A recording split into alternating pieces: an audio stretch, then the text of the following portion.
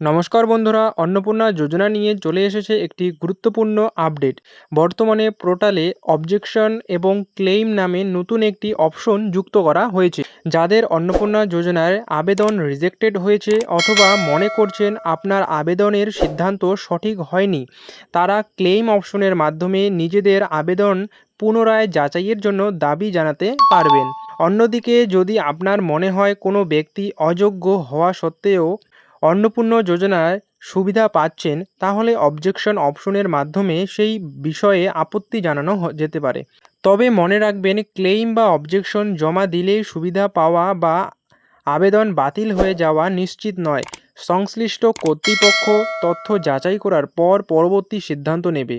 তাই আপনার আবেদন যদি রিজেক্টেড হয়ে থাকে, তাহলে পোর্টালে ঢুকে অবজেকশন বা ক্লেইম অপশনটি একবার অবশ্যই দেখে নিন।